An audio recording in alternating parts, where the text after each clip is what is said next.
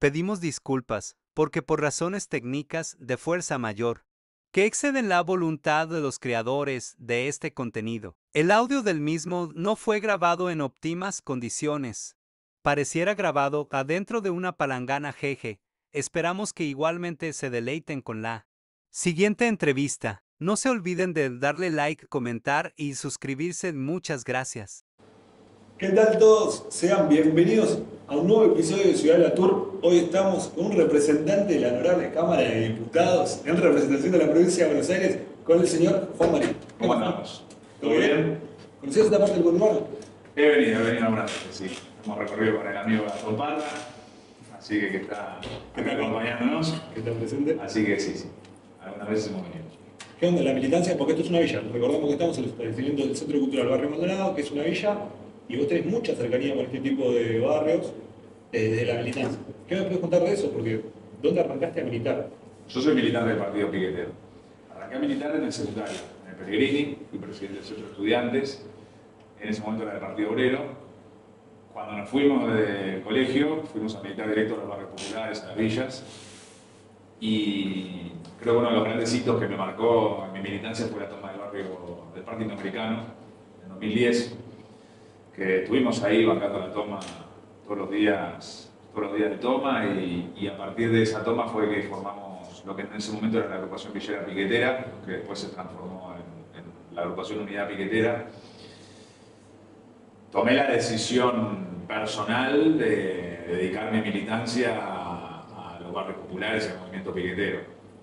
En el secundario teníamos mucha influencia del movimiento piquetero, porque yo entré en el 2001, el colegio se tomaba acompañando los planes de lucha piqueteros, y bueno, uno toma una decisión de vida en un momento, ¿no? Yo soy piquetero por decisión, no por mi origen social, y entiendo que, bueno, es lo que corresponde, ¿no? Tomar la decisión ética de dedicar la militancia para los que más lo necesitan, las trabajadoras, los trabajadores, y especialmente las trabajadoras y los trabajadores, las compañeras y los compañeros que más la sufren en los barrios y en las villas. Así que sí, desde ese momento militando codo a codo con un montón de compañeras y compañeros que todos los días la están peleando en los barrios populares. Primero habíamos arrancado en la ciudad de Buenos Aires, en el barrio Charrúa, en la Villa 1114, en Soldati, en la Villa 20, bueno, la toma del Indoamericano fue ahí al lado de Villa 20, ¿no? Y después empezamos a militar también en la provincia de Buenos Aires, en Moreno, con muchas compañeras y muchos compañeros en Parque Roca, después en Villa Itatí, en Quilmes, y ahora ya tenemos desarrollo como partido piquetero en varias provincias del país. De hecho, hace poquito estuve en Salta, en Tucumán, en Jujuy, y crece la organización piquetera. Crece desde el pie y crece organizando los barrios y crece organizando los comedores, los merenderos, las cooperativas, las huertas. Así que bueno, para mí es un orgullo poder militar codo a codo con las que todos los días y los que todos los días heroicamente bancan la parada en los barrios y en las villas como la que estamos acá.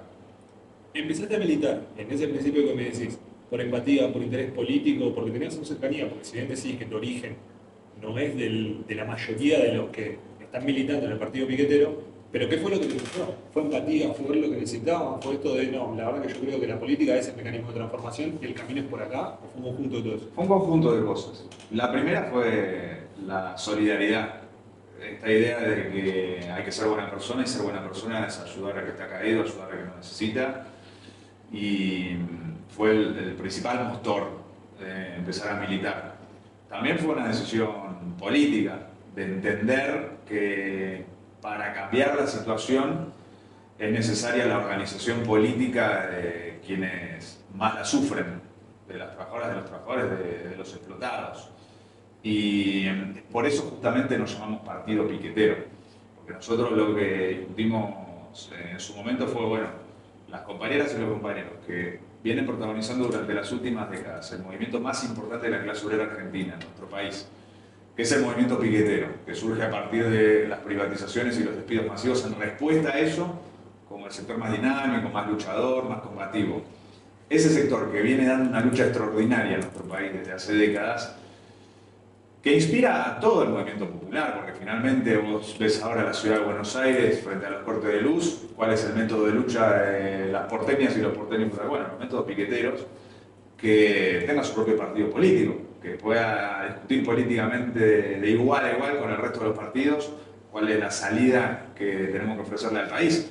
Y por lo tanto fue una decisión política de decir, bueno, ¿en qué clase social, en qué sector social está el futuro del país? ¿Quiénes son las personas que pueden, interviniendo directamente en política, plantear un rumbo distinto al que venimos sufriendo durante las últimas décadas, que bueno, es producto del cual estamos donde estamos? Y por eso dijimos, vamos a construir el partido de las piqueteras y de los piqueteros.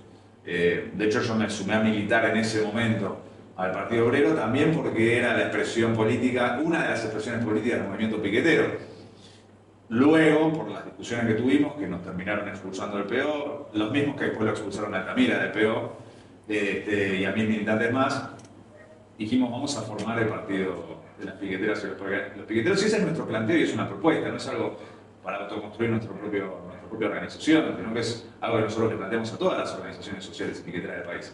Hagamos política partidaria para intervenir en las elecciones, para intervenir en la lucha por el poder, para que las compañeras y los compañeros que todos los días organizan y conocen las necesidades de los barrios populares, que representan los intereses de los más explotados, de los más humildes, puedan llegar al gobierno y ahí decidir a favor de ese sector.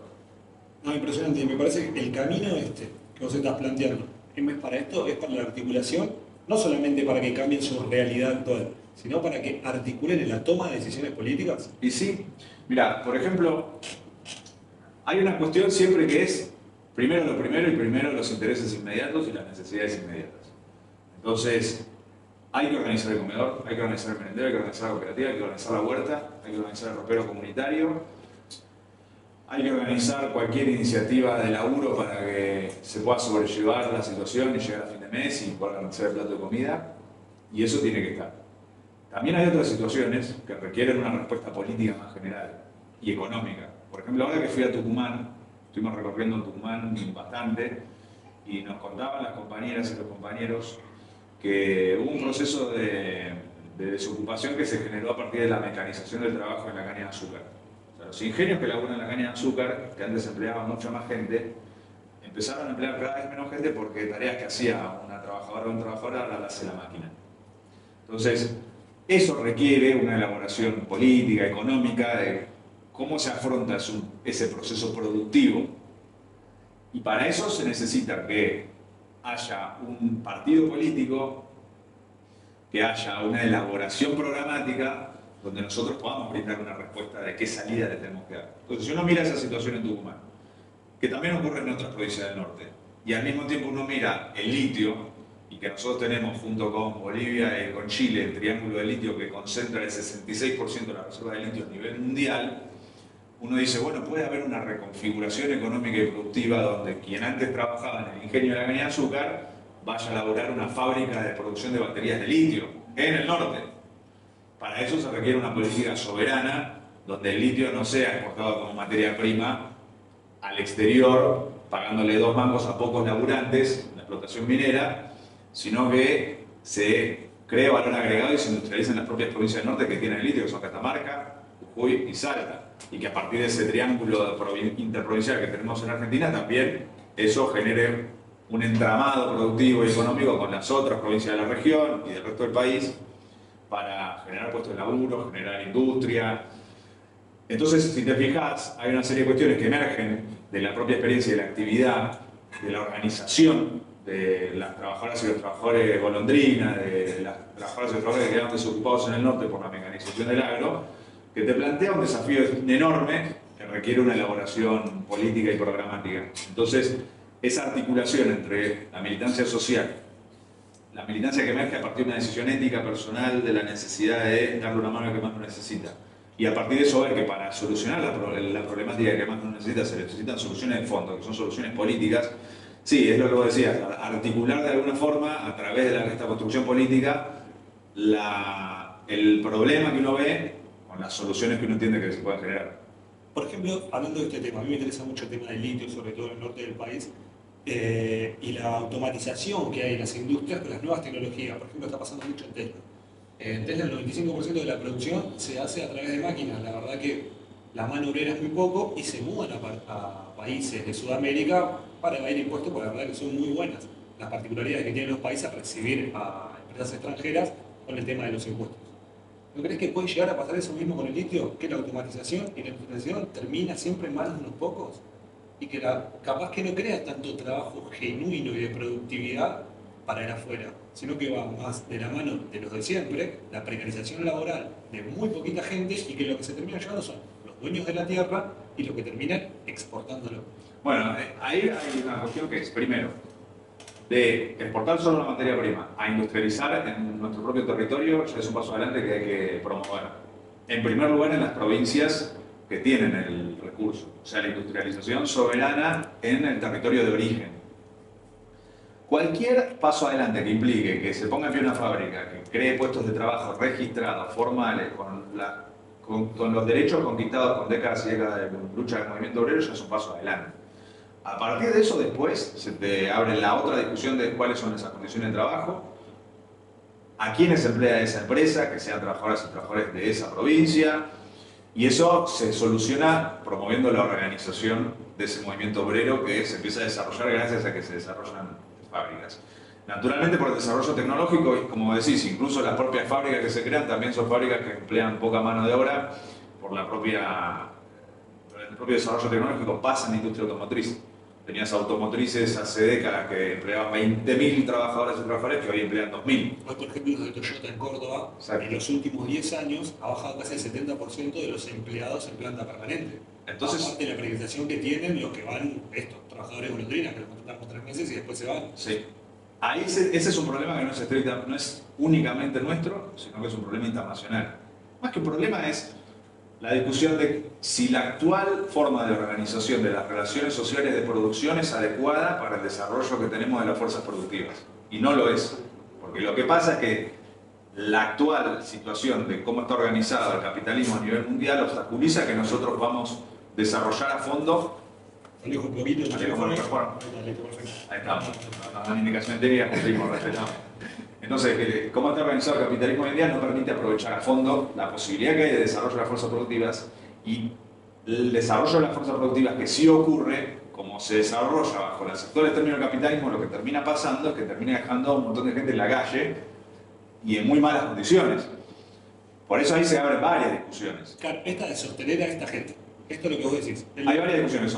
Por un lado, quien se queda sin laburo, ¿tiene que tener garantizado un ingreso para poder comprar el plato de comida? Sí, para nosotros sí. Por eso lo primero que hice cuando asumí como diputado fue firmar el salario básico universal.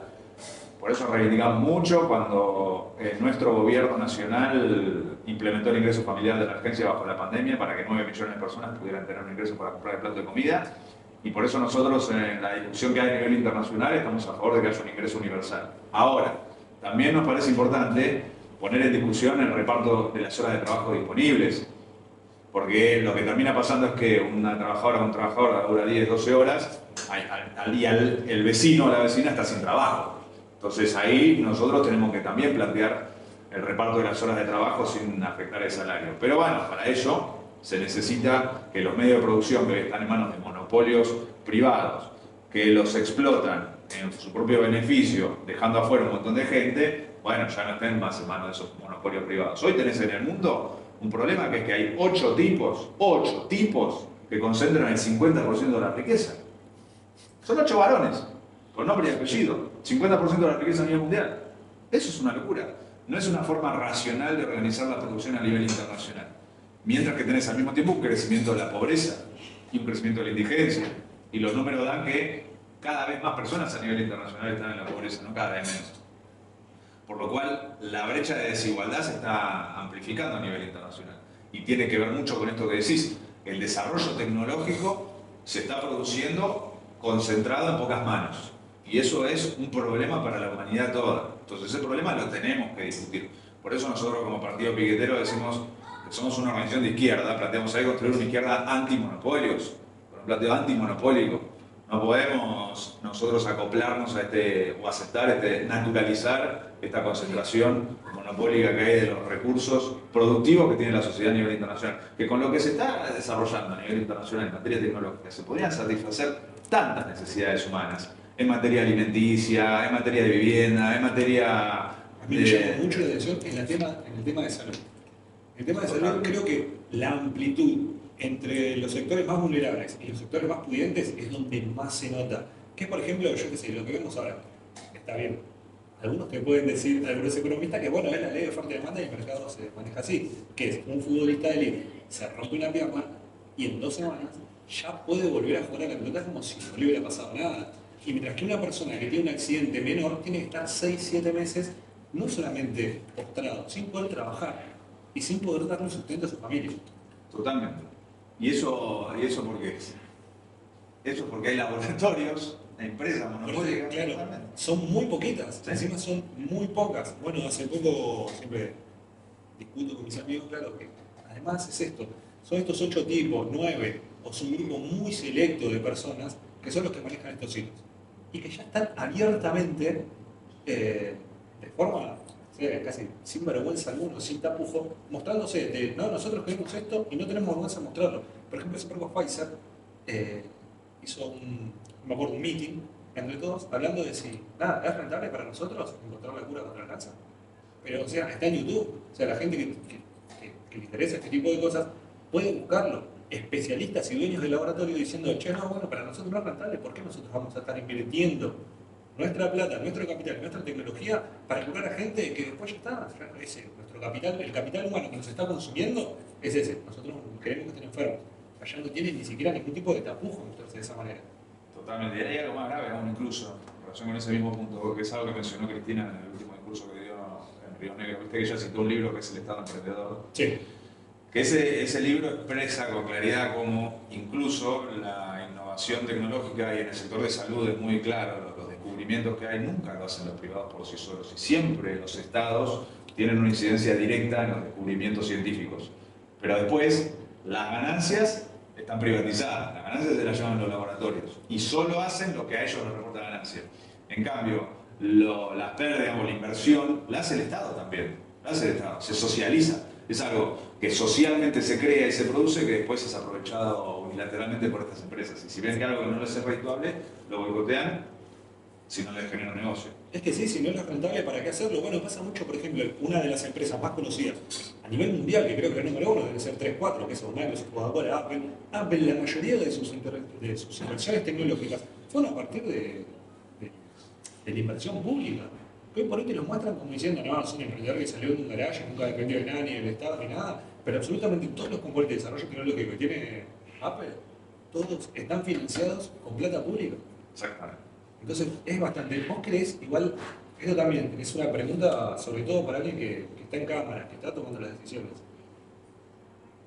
¿Crees que este conservadurismo reaccionario, en el que la gente ahora sin recursos se está viendo muy reflejada, dando nombres propios, o sea, el liberalismo nuevo, el conservadurismo de Patricia Bullrich, de Milei, que son muy reaccionarios, están captando gente sin recursos, están captando gente de clase baja, muchos de clase media, y me interesa saber tu opinión si hay algún tipo de responsabilidad del sector político. Sí, yo creo que la hay. Por ejemplo, Milei es hijo de nosotros, es hijo de la sociedad, no es un invento, salió de un cascarón, de algún lado salió este muchacho. Sí. Yo creo que hay varios puntos para charlar.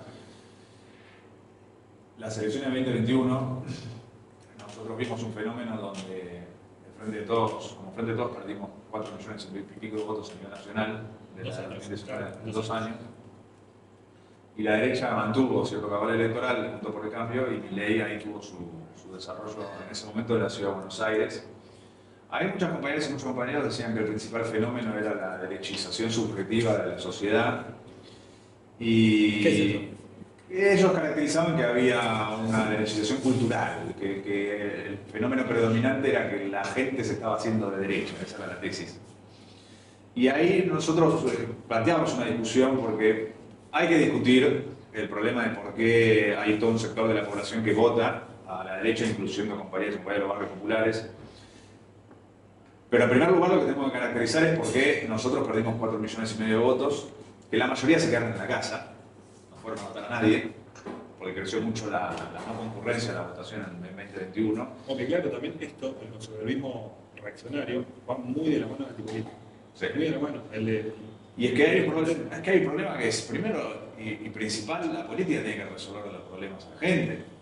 Si la gente no solo, si el pueblo ve no solamente que la política no le resuelve los problemas, sino que además la política no reconoce la gravedad de los problemas, sino plantea un camino para resolverlos, bueno, es peor todavía. Es peor todavía. Porque una cosa es que tengas el problema, pero que veas que tu dirección, que tu gobierno dice este problema y vamos a hacer esto para solucionarlo y estamos dando estos pasos y van viendo resultados parciales. Bueno, hay un camino, hay un horizonte.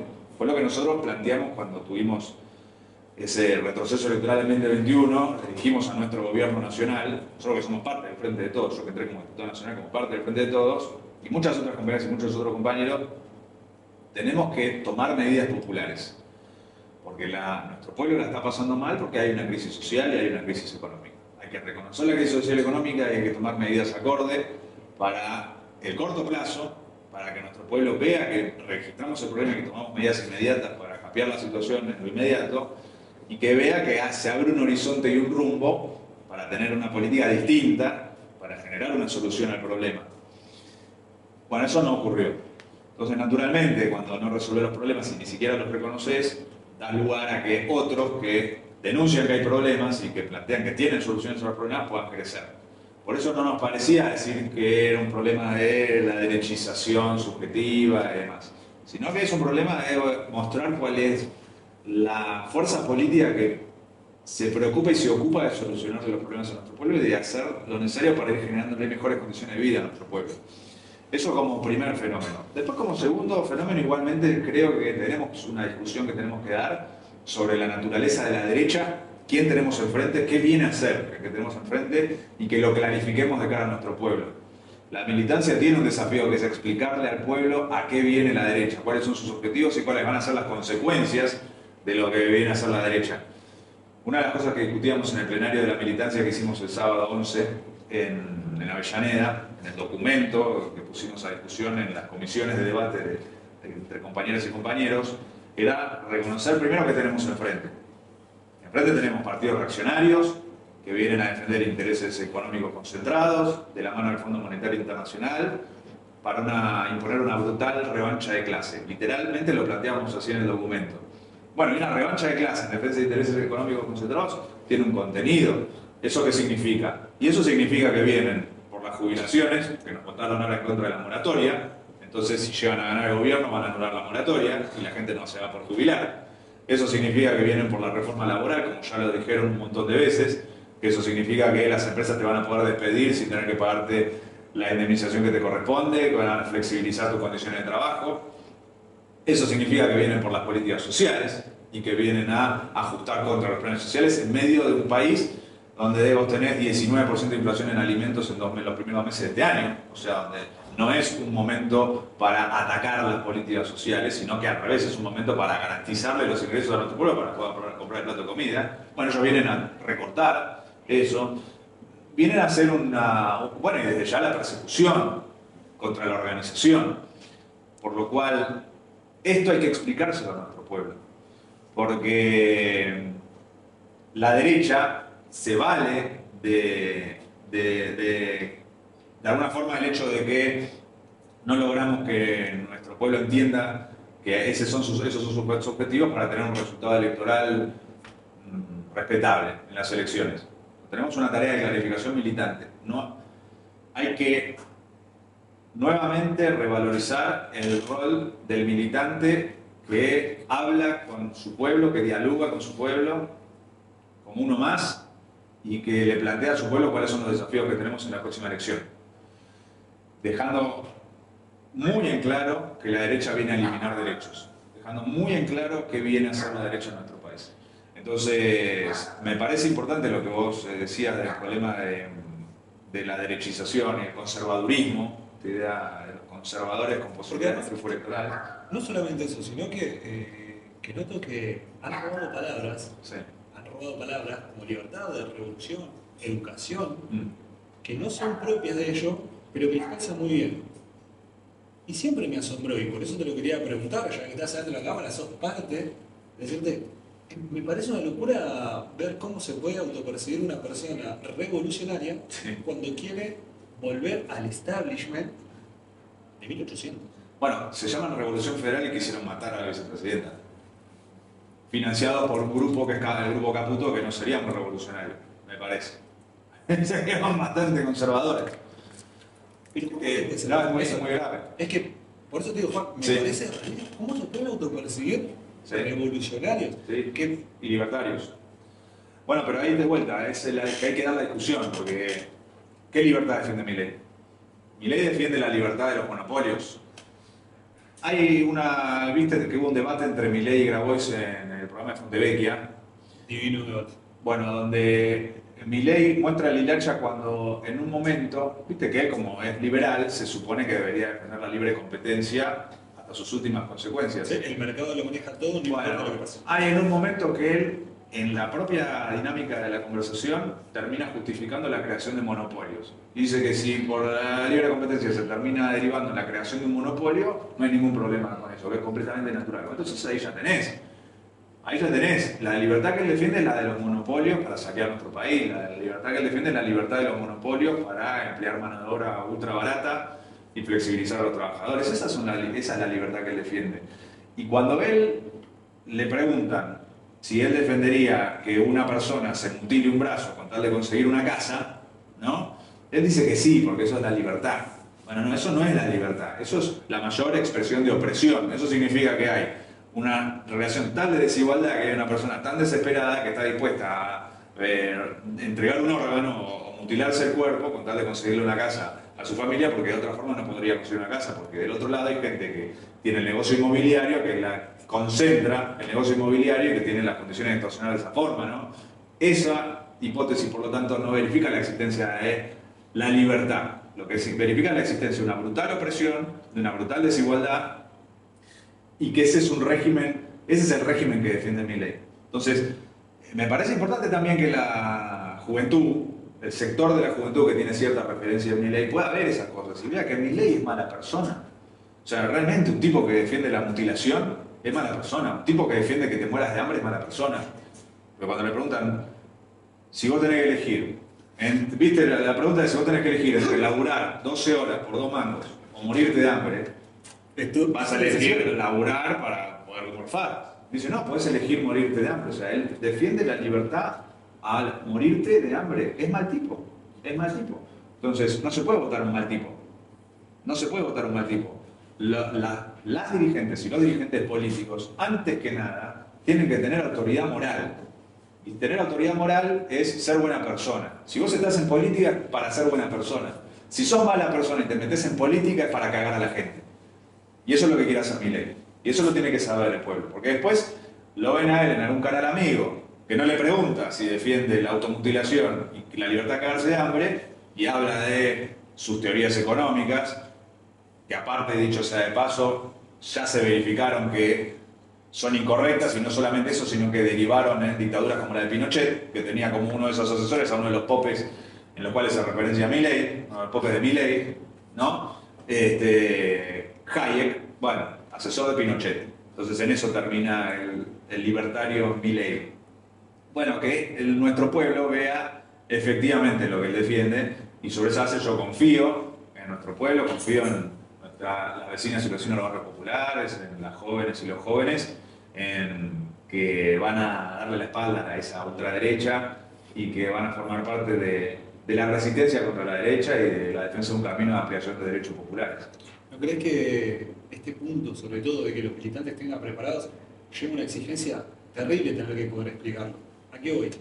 De vuelta, reutilizando palabras, el conservadurismo reaccionario, la derecha, los libertarios, hacen un reduccionismo tan grande de la política y lo simplifican tanto que para poder salir a debatir con ellos tenés que arrancar a explicar palabra por palabra. O sea, yo tengo 30, ¿cómo le explico a un pibe de 17 años? Digo, no, mirá, lo que está planteando Milei es de la escuela austríaca, ya se demostró que esto no funciona, y ni siquiera el chabón me pone en la mesa las fallas del mercado, como los monopolios o los oligopolios, que esto ya fue comprobado hace más de 300 años. O sea, la escuela austríaca habrá durado 50 años y ni siquiera nació acá, nació en medio de Inglaterra, en medio de una revolución. O sea, por eso te digo, me parece que la preparación del militante que tiene que ir en contra de la derecha tiene una exigencia de preparación educativa a la cual te llevan ellos.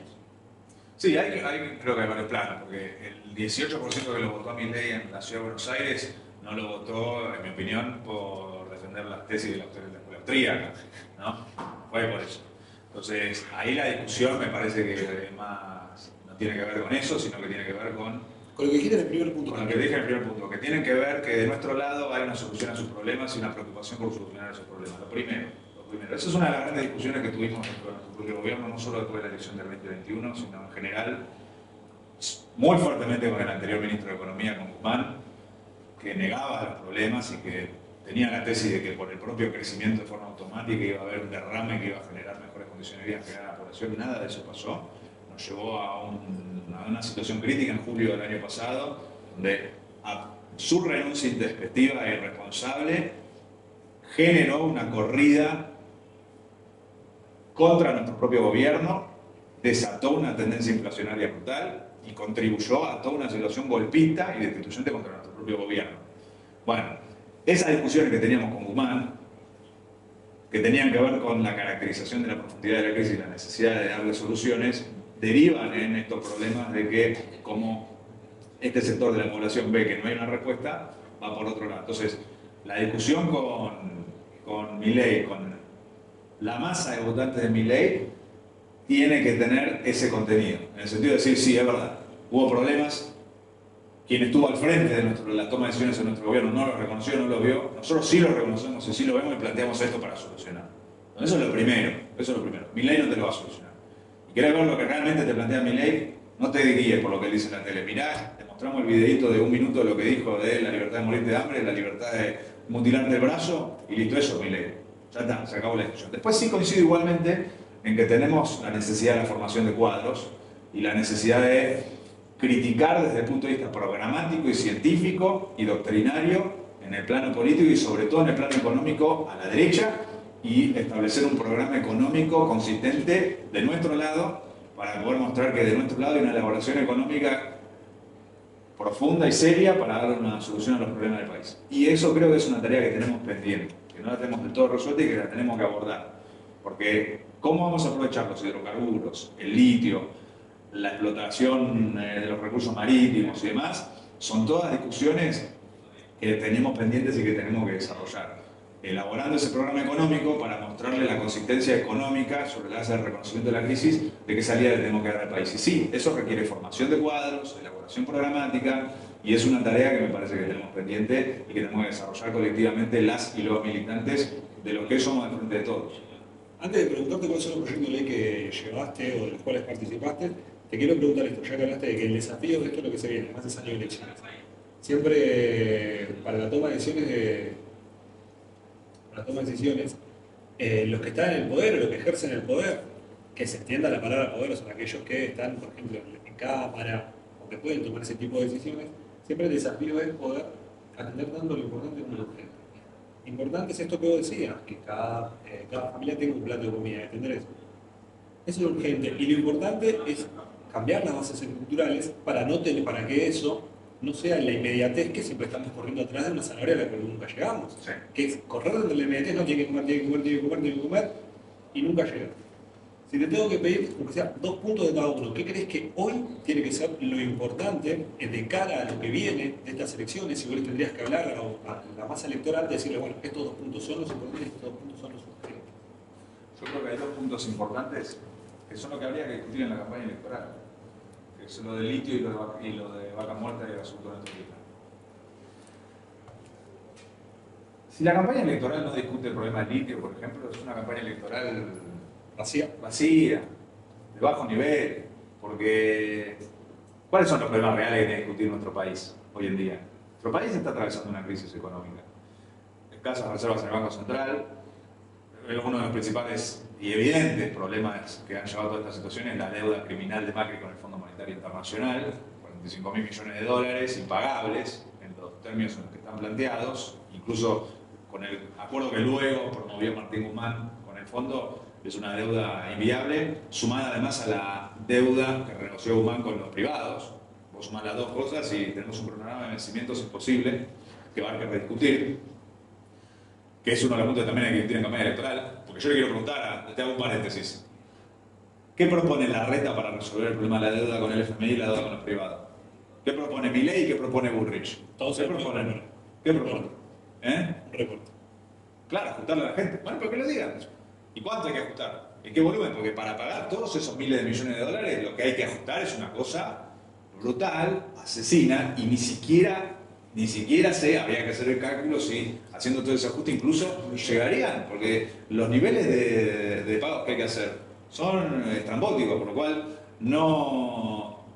Me encantaría que ellos expliquen cuál es su propuesta frente a eso. Entonces ese es un tema que hay que discutir en la campaña. Litio es una cuestión que hay que discutir en la campaña. Lo del litio puede revolucionar la estructura económica de Argentina.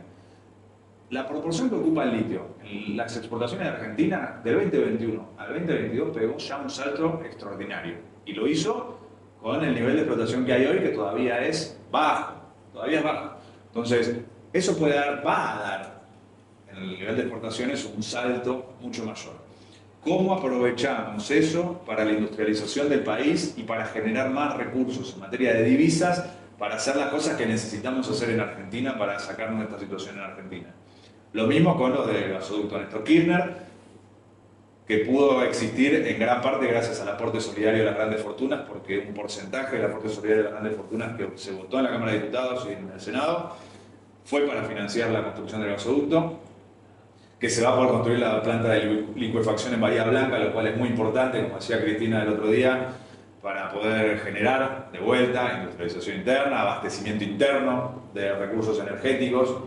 Hubo un sector, Juntos por el Cambio, que obstaculizó el desarrollo del gasoducto Néstor Kirchner por sus denuncias. Esto te lo decía hasta Carlos Pagni, es una discusión en la derecha abierta de un sector de la derecha criticando a otro sector, porque hubo un sector Juntos por el Cambio que por animosidad con nuestro gobierno trabó el gasoducto Néstor Kirchner judicialmente. Que terminó perjudicando económicamente a los mismos ellos. Sí, y también de nuestro propio gobierno también hubo problemas que derivaron en la salida de Matías Culfas. Bueno, no, hay que discutir con claridad, nos tenemos que poner todos de acuerdo en que todos tenemos que hacer un empeño para que eso avance y se desarrolle como corresponde. Entonces esas son las cosas importantes que hay que discutir en la campaña electoral. Y hay otras cosas que son urgentes. Nosotros tenemos que discutir cosas urgentes, que es cómo garantizamos que nuestro pueblo pueda comprar el plato de comida, que pueda tener el plato de comida. Entonces, este dato de inflación que tuvimos el martes pasado, muy grave, del 6,6, pero aparte del 6,6 general, el 9,8 en alimentos a nivel nacional, que en el Gran Buenos Aires es 10,2, o sea que en el Gran Buenos Aires ya superamos los 2 dígitos a nivel mensual en materia de inflación de alimentos, acumula 18% en 2 meses la inflación de alimentos en Gran Buenos Aires, en el NOA ya 19%, y hubo un aumento de la tarjeta alimentaria, la prestación alimentar del 40% en enero, pero ese aumento era para recuperar lo que se había perdido con la inflación del año pasado. Ya te comió un 20% de inflación de alimentos en solo 2 meses. Entonces debería haber un nuevo aumento del alimentar, debería haber un aumento de suma fija para los salarios de los trabajadores registrados, que es una discusión que venimos teniendo desde fines de abril de 2021, que un montón de sindicatos y compañeras y compañeros del Frente de Todos le venimos diciendo a Alberto, tiene que haber un aumento de suma fija para los salarios registrados para recuperar frente a la inflación. ¿Qué nos decía Alberto? ¿Y qué nos sigue diciendo Alberto? No, solo con la paritaria se va a resolver. Bueno, dijo eso en abril, mayo del año pasado. Ya pasaron varios meses de ese momento. ¿Y cuáles fueron los resultados? Solo con la paritaria y sin la suma fija, los salarios registrados perdieron con la inflación. Y más los salarios registrados más bajos, que son donde la canasta alimentaria juega un rol más importante. Entonces tiene que haber un aumento de suma fija. Esas cosas también las tenemos que debatir, las tenemos que resolver, porque son medidas urgentes que hay que llevar adelante. Esta decisión del Ministerio de Desarrollo Social de la Nación de crear la tarjeta para los comedores también es una buena iniciativa para enfrentar lo urgente. Nosotros de hecho habíamos presentado un proyecto de ley en la Cámara de Diputados denominado Pancitas Llenas, que nos lo propuso una asociación civil que se llama Soñadores Unidos, que agrupa un montón de comedores y merenderos a nivel nacional, que está vinculada también a Oralí, que colabora solidariamente con esos comedores que nos habían planteado, bueno, hagamos un proyecto de ley para que las empresas hagan un aporte financiero que sea para financiar un fondo para crear una tarjeta para los comedores. Ahora, el Ministerio de Desarrollo Nación, gracias a financiamiento externo, pudo crear esa tarjeta. Bueno, bien, esas son las cosas que tenemos que llevar adelante, garantizar que eso le llegue a los comedores y los merenderos que funcionan, que alimentan en lugares donde no llega otro, y son los únicos que garantizan un plato de comida a las vecinas y los vecinos de esos barrios, que eso se pueda llevar adelante. Entonces, creo que esas son las cosas urgentes que tenemos que charlar.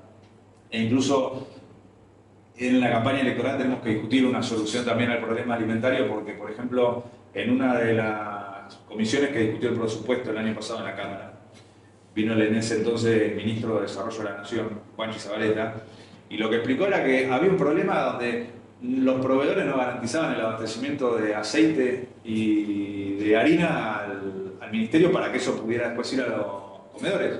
Bueno, es un problema gravísimo. Entonces, ¿cómo puede ser que en el país de los alimentos le cueste tanto a nuestro Ministerio de Desarrollo de la Nación conseguir los alimentos que se necesitan para abastecer a los comedores? Tenemos que armar una empresa nacional de alimentos. Tiene que haber una empresa nacional de alimentos que como mínimo le garantice al Desarrollo Nación el abastecimiento de alimentos para los comedores. Bolivia tiene empresa nacional de alimentos. O sea que Bolivia demostró que se puede hacer.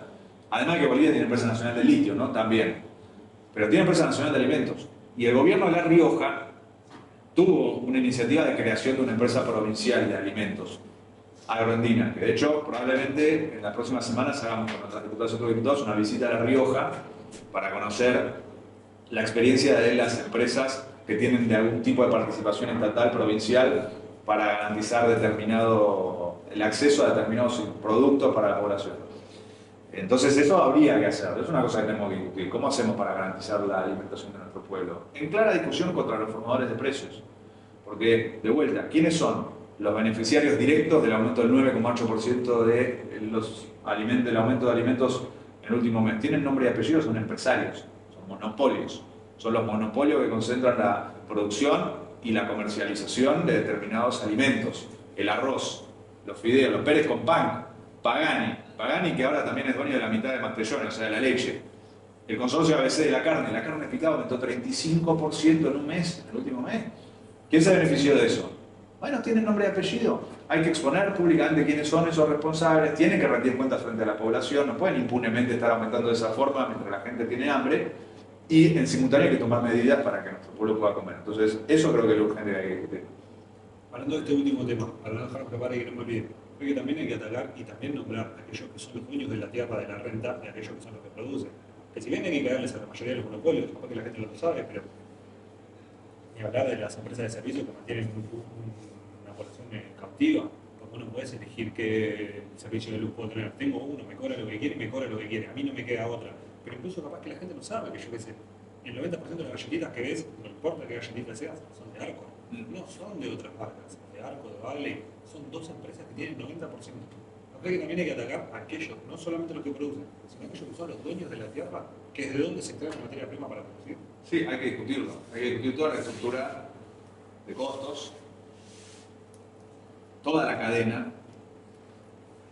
Por eso es muy importante lo que nosotros veníamos planteando, y que de hecho lo anunció el secretario de Comercio hace unos meses, que es la puesta en pie efectiva del Observatorio de Precios, que es un organismo que se creó con una ley de 2014, que todavía no está en marcha, pero es justamente para poder, primero, analizar toda la cadena de costos y de precios, y a partir de eso poder tomar las medidas que haya que tomar.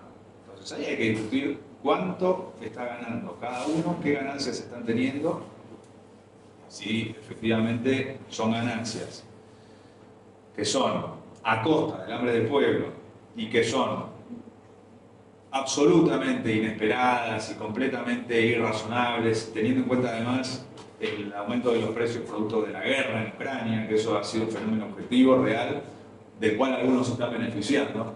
Entonces están teniendo una renta inesperada producto de una guerra a costa del hambre del pueblo, ya sea los dueños de la tierra como el que te vende el producto en el mundo, en el supermercado, o lo que vos decís, los que exportan, y después los mismos que exportan, que son después los que determinan el precio interno a los mismos niveles que los precios de exportación. Es que por eso te digo, por ejemplo, la escasez de alimentos que hay en Europa hace que la paguen muy cara la carne.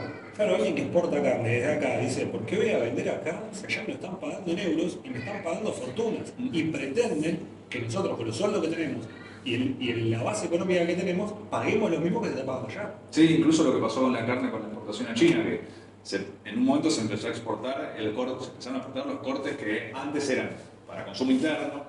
Nosotros tenemos una parte de los cortes que eran para el consumo nuestro y exportábamos otros cortes que no eran tan populares acá. el momento empezaron a cortar los cortes que son populares acá. Y eso generó que haya menos en el interior del país y que además trasladen los precios externos a los internos. No, hay que discutirlo. Hay que sentarse a discutir, es decir, un cupo tiene que haber para el mercado interno a un precio accesible para nuestro pueblo. Y eso, así como hay que hacerlo con la carne, hay que hacerlo con el resto de los componentes de los alimentos que se exportan al exterior. Sí, totalmente. Hay que poner en discusión las ganancias de los monopolios. Es la única forma de garantizar frenar esta situación donde hay algunos que están ganando mucho y muchos que la están pasando mal. Antes de ir para las elecciones, te quería hacer una pregunta para las elecciones, pero no me quiero leer esta pregunta. Es que, bueno, sos diputado nacional. A corto plazo, ¿cuáles son los proyectos que vas a lanzar o en los que estás trabajando? Escuché uno sobre los veteranos de Malvinas que pareció bastante. Nosotros presentamos ya 3 proyectos que nos propusieron los veteranos de Malvinas, la Confederación Nacional de Veteranos de Malvinas. Uno de ellos es restablecer la doble jubilación para los veteranos, que es un derecho que habían conquistado y que luego cuando Macri llegó al gobierno lo vetó la ley que les asignaba a los veteranos de Malvinas la doble jubilación, y ahora estamos proponiendo el restablecimiento de esa doble jubilación, o sea, votar una ley que les reponga ese derecho conquistado. Es muy grave lo que hizo Macri, porque los veteranos de Malvinas, que son combatientes, que siguen combatiendo al día de hoy por la memoria y por la soberanía sobre nuestras islas, en otros términos, pero siguen luchando por eso, sufrieron la guerra y sufrieron los efectos posteriores a la guerra, y siempre se les complicó mucho acceder a un trabajo, y tuvieron muchos problemas psicológicos, muchos camaradas de armas que se suicidaron, producto de las secuelas de la guerra. Entonces, los derechos que se les asignan a los veteranos es, primero, el reconocimiento por su involucramiento físico en una lucha en defensa de la soberanía nacional y de las Malvinas como islas argentinas, y segundo, de reparación por lo injusto que fue el tratamiento que recibieron después cuando volvieron de las islas al resto del territorio nacional. Entonces eso tiene que ser reparado. Macri no le importó, y Macri les anuló la doble jubilación a los veteranos de Malvinas. Nosotros se la queremos reponer.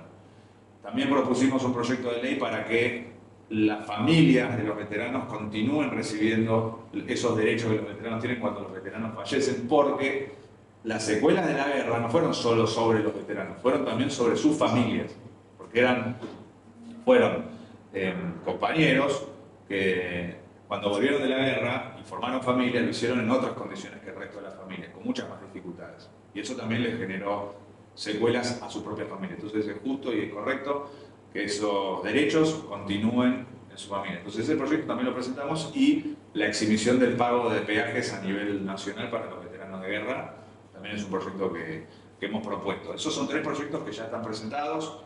El de Pancitas Llenas es un proyecto que está presentado y que por suerte ahora tiene una vehicularización de otra forma, pero con el mismo sentido a partir de una resolución del Ministerio de Desarrollo de la Nación. Presentamos 2 proyectos para las trabajadoras y los trabajadores de Segua y de Encotel, de trabajadores de correo y las telefónicas en su momento, que quedaron afuera del programa de propiedad participada a partir de las privatizaciones de Menem. A ellos les habían prometido que les iban a dar acciones y que les iban a pagar a partir de eso, que iban a poder cobrar a partir de la venta de esas acciones cuando quedaron afuera de su lugar de trabajo por la privatización. Nunca les reconocieron ese derecho hasta el día de hoy. Entonces lo que queremos es que eso, el Estado Nacional se lo reconozca y se lo repare, y que haya por lo tanto una indemnización para esos colectivos de trabajadoras y trabajadores que sufrieron las privatizaciones en los 90. Esos son los proyectos que ya tenemos presentados y que vamos a discutir para adelante. Después,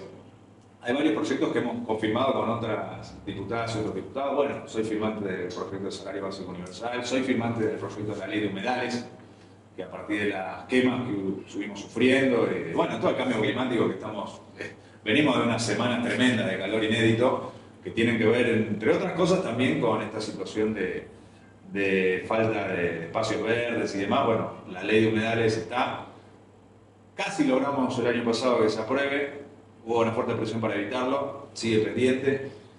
Una conquista que creo que es muy importante que tenemos que destacar es que logramos la moratoria jubilatoria. En realidad es el plan de pago de deuda previsional, pero popularmente se lo conoce como moratoria. Significa que 800.000 personas que no se estaban pudiendo jubilar y no se están pudiendo jubilar hoy se van a poder jubilar, porque tienen una parte de los aportes hechos, pero otra parte no lo tienen, o porque el patrón no le pagó los aportes, o porque tenían trabajo informal, pero laburaron entonces les corresponde poder jubilarse.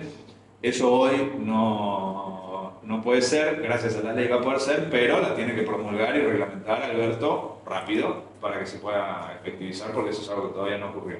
Así que esa también es una discusión que estamos dando dentro de nuestro propio gobierno. Bueno, y así como eso hay muchos otros proyectos, lo pueden ver todo lo que ya presentamos en el informe de gestión que tenemos publicado. De hecho, si entran a mi Twitter, Juan Marino TPR, el tweet fijado es el informe de gestión nuestro y ahí pueden ver todo lo que hicimos y todo lo que presentamos en la Cámara. Excelente, excelente. De cara a las elecciones, ya nombraste al Alberto en tu última frase.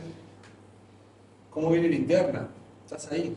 Tengo la oportunidad de preguntarle a alguien que es parte de Frente para Todos dentro de la Cámara, de si es como se muestra en los medios, esta rispidez entre Alberto, entre Cristina, el sábado un plenario muy importante en el cual participaste. De cara a las elecciones que se vienen, ¿qué crees que va a pasar? ¿O qué crees que pase?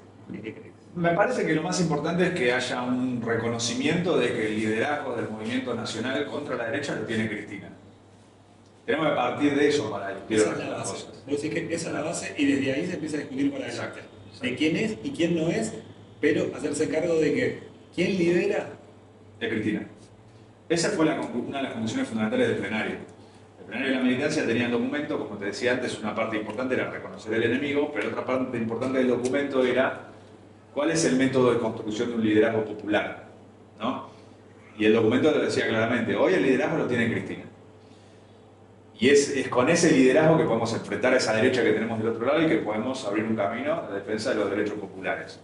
Y el resto de la militancia, sobre la base de reconocer ese liderazgo de Cristina, tiene que construir también liderazgos, lo que decía ella, ¿no?, de agarrar el bastón de mariscal, en diálogo con la militancia y con el pueblo. Entonces, me parece que fue muy importante el plenario para marcar un método de construcción y que contrasta con otros criterios que pretenden establecer liderazgo de forma artificial, no en diálogo con el pueblo y con la militancia, sino autoproclamando candidaturas improvisadas para 2023 o con declaraciones en off para determinados periodistas, sino que hay que ir a una discusión frontal de cara a la militancia y nuestro pueblo para decir, primero, estamos con Cristina contra la proscripción y sobre esa base construyamos juntos un camino de lucha contra la derecha. Organizar a la militancia que resiste contra la derecha. Esa es la tarea que tenemos por delante. Por lo cual, la discusión del Frente de Todos se tiene que zanjar sobre esa base.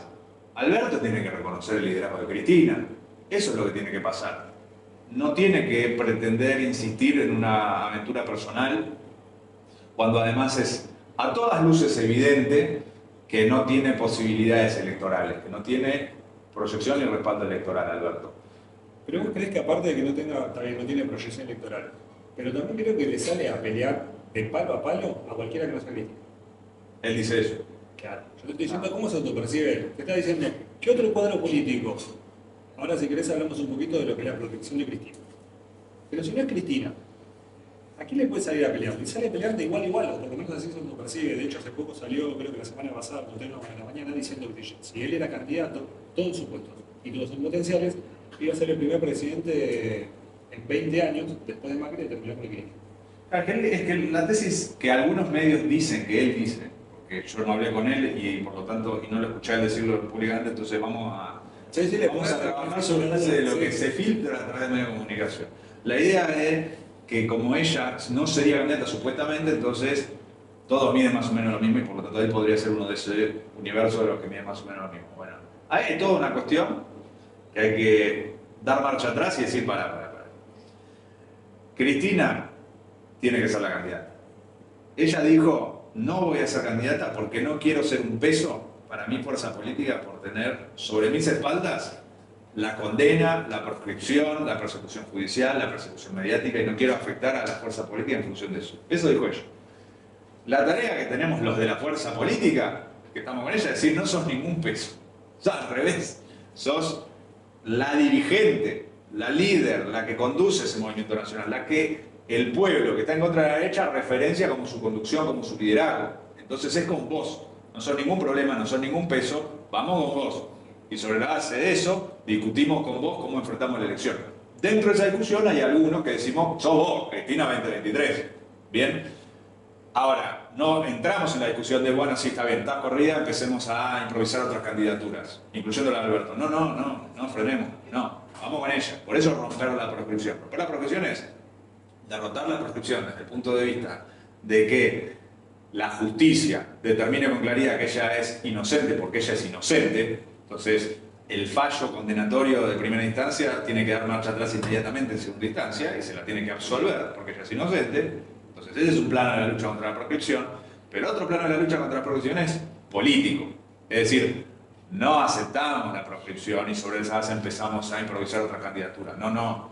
Políticamente hacemos un acuerdo donde todos los de la fuerza política del Frente de Todos decimos Cristina 2023, no a la proscripción de Cristina, es con Cristina. Y sobre esa base, naturalmente, ella tendrá la última palabra sobre su propia candidatura y sobre qué rol jugará ella en la elección. En esa discusión, todo lo que tuvimos en el plenario de la militancia el sábado, dijimos Luchi vuelve Cristina 2023, porque reconocemos que ella tiene ese papel de liderazgo. Entonces yo pienso que esa tiene que ser la forma de reconocer, de resolver la discusión que hay en el Frente de Todos positivamente para encarar juntos, sólidos y unificados, la campaña electoral contra la derecha, hacia las presidenciales. Admiro demasiado de que tenemos un plan y de acá no nos salimos. Pero si yo te planteo el escenario de que, nada, se acelera judicialmente, pasa a segunda cámara, pasa a casación, llega a la Corte Suprema de Justicia el 2 de octubre y evidentemente ratifican la condena de Cristina de primera instancia, en la cual la condenan a no poder participar de las elecciones. Te pongo en ese escenario. No nos adelantemos a ese escenario. Lo que tenemos que hacer es militar para evitar ese escenario. Y esto, claro, mi pregunta estaba redirigida a eso. ¿Vos crees que desde la militancia se puede presionar lo suficiente para que empiece a crujir algunos ciertos de hilos dentro del Poder Judicial que hagan que tengan noción de lo que está pasando? Yo creo que sí, que nosotros tenemos por delante un desafío que es hacer una gran campaña militante y de movilización también para dejarle claro a la mafia judicial que no pueden proscribir a la principal candidata de este país, que no pueden eliminar la democracia, no tienen los atributos suficientes como para poder decidir ellos a quién puede votar y a quién no puede votar nuestro pueblo, y más aún contra la persona que tiene más votos en nuestro país, que es Cristina. La mafia judicial tiene que entender que no tiene las condiciones, primero desde el punto de vista democrático, constitucional, como para tomar una decisión de esa naturaleza, y en segundo lugar políticas y sociales. No es viable un país con Cristina proscripta, no es viable, porque si la persona que tiene mínimo 30% de los mínimos, 30% de los votos a nivel nacional, el piso, y a partir de ahí arranca cuál será el techo, ¿no? Porque todos hablan del techo de Cristina. Bueno, primero pongámonos de acuerdo cuál es el piso, ¿no? El piso es alto. El piso es 30% a nivel nacional y creo que es un poco más bajo a nivel provincial, pero a nivel nacional mide de 30 para arriba. Entonces, si Cristina está proscripta, no hay democracia. Y esto es una discusión que tiene dentro de la propia derecha. De hecho, Pagni, en uno de los últimos coloquios de los empresarios, él les decía, miren, ustedes quieren que la justicia la proscriba a ella, pero no es viable un país con ella proscripta, porque no puedes proscribir al 30% del país, porque si ella no puede ser candidata, igual ese 30% sigue existiendo y alguna representación va a tener y algo va a hacer. Entonces, si vos no lo contenés dentro del sistema político, si no forma parte del sistema político y no puede discutir eso, bueno, ¿cómo es viable un país? No es viable un país. Entonces, una mafia judicial encabezada por 4 tipos, que son los de la Corte Suprema, es tomar una decisión que pueda afectar tanto la situación del país, más aún en una situación de crisis económica y social como la que tenemos, además, porque en este contexto de alta inflación, de crisis de deuda que tiene Argentina, si vos a eso le agregás además la proscripción de Cristina, ¿qué querés que pase en Argentina?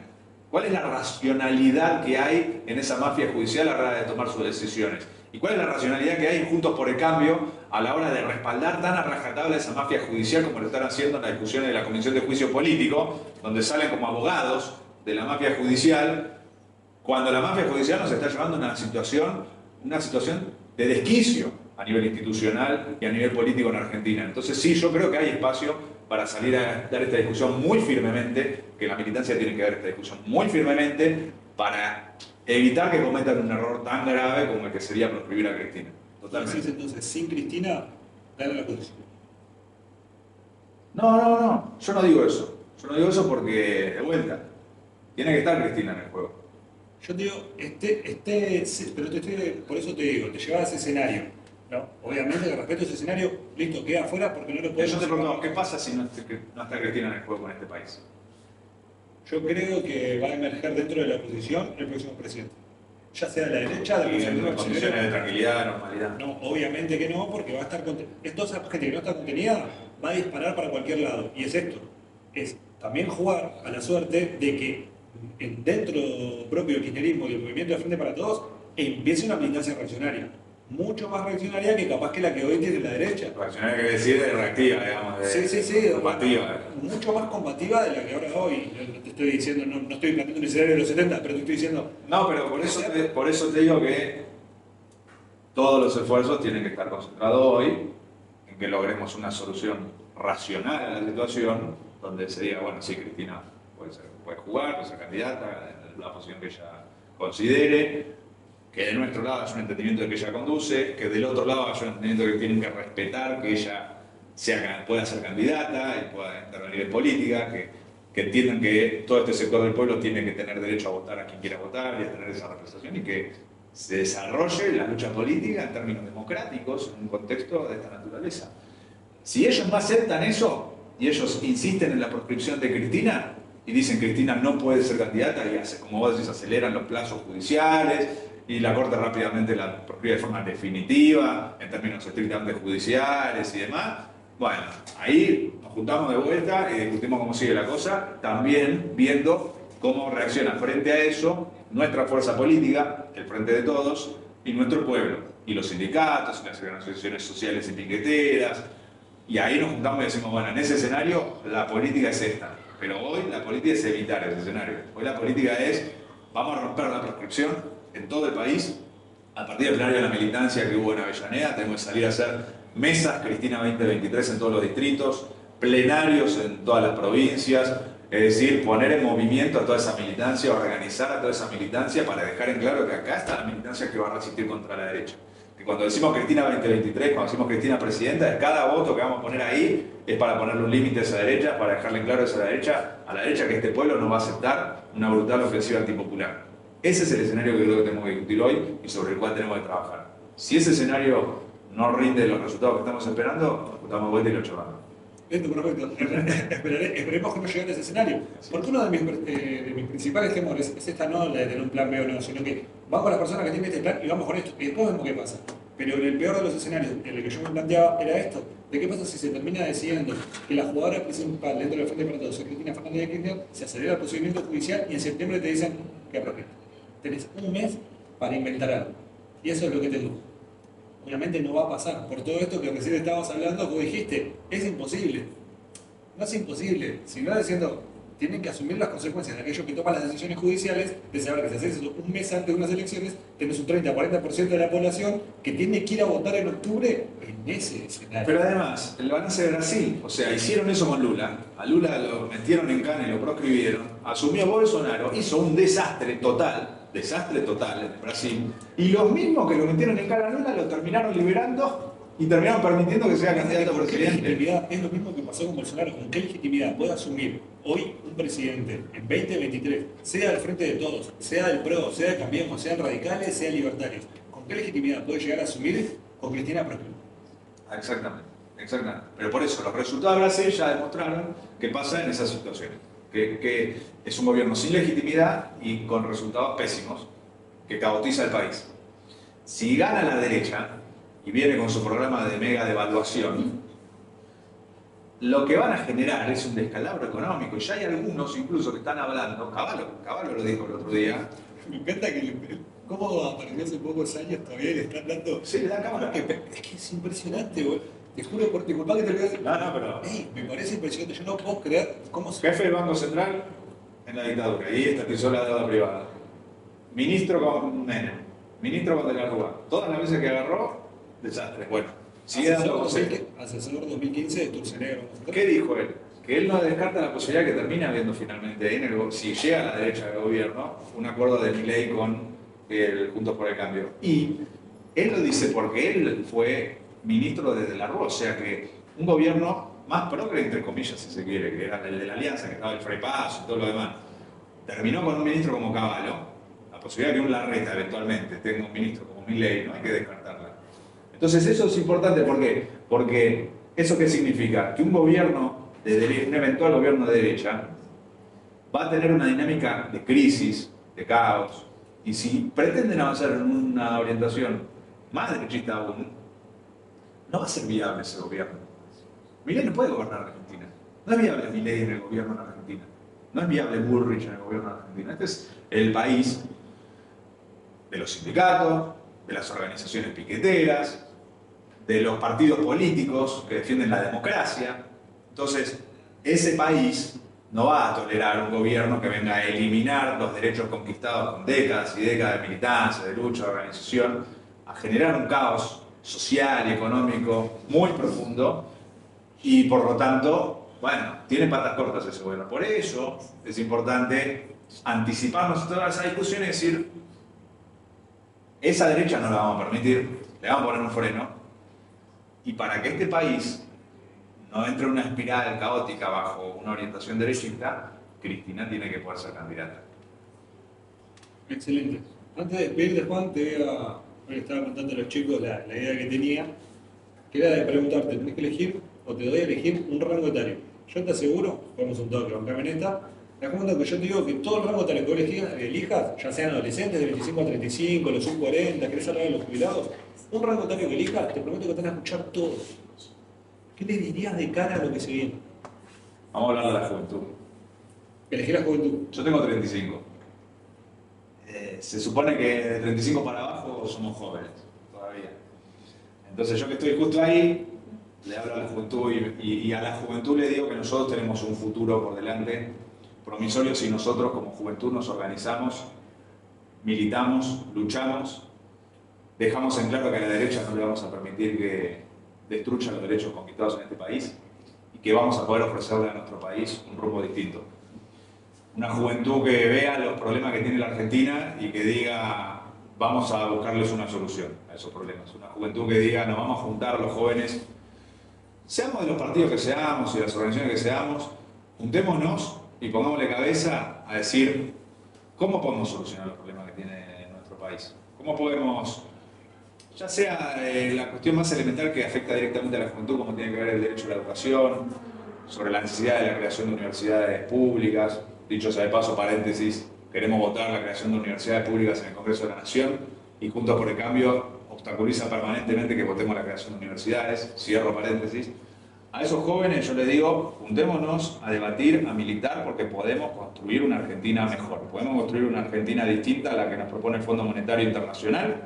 Podemos construir una Argentina donde los recursos naturales que tenemos y que son muchos y que son muy importantes a nivel internacional, los manejemos de forma soberana para crear trabajo, para generar las divisas necesarias para mejorar las condiciones de vida de nuestro pueblo. A esa juventud que es solidaria, esa juventud que va y da una mano en el comedor, en el merendero, del barrio, en el ropero comunitario, en la huerta, que nos organicemos juntos para que esa solidaridad sea cada vez mayor y podamos con nuestra militancia, sea más chiquita, más grande, darle una mano a la gente que lo necesita, cambiarle la vida a esa gente, que veamos juntos dónde podemos ir y qué podemos hacer para que quienes hoy la están pasando muy mal, la pasen un poquito mejor y como parte de esa militancia, ya sea del cambio más chiquito como la discusión sobre la economía de nuestro país, lo hagamos de forma colectiva y lo hagamos con una fuerte militancia en común. Tenemos plena confianza en nuestra juventud es el presente, es el futuro y por eso convocar a dar esa lucha en común. En el plenario de la militancia la mayoría eran jóvenes y esa mayoría juvenil que tiene mucha ganas de militar es la que se tiene que hacer ver. Lo que hacen ver algunos medios es que se supone que la juventud estaría con la derecha o con la ultraderecha. Eso no es cierto, eso no es cierto. La juventud que milita todos los días en los barrios y que es solidaria tiene que hacerse protagonista políticamente y ese es el camino que tenemos por delante. Así que vamos para adelante con la juventud. ¿Cómo lo pasaste, Juan? Excelente, excelente. Excelente. Sí, y después tenemos que venir ya, digamos, para, puede ser junio, que cierran las listas. Por favor. Y ahí vemos qué pasó con lo de la proscripción y charlamos lo que tenemos pendiente. Por favor. Juan, muchísimas gracias por haber estado. Gracias a vos. Gracias a todos, ya saben, pues dejen el like, compartan, ya saben lo que tienen que hacer. Esto fue Ciudad de la Cruz. Nos vemos la próxima.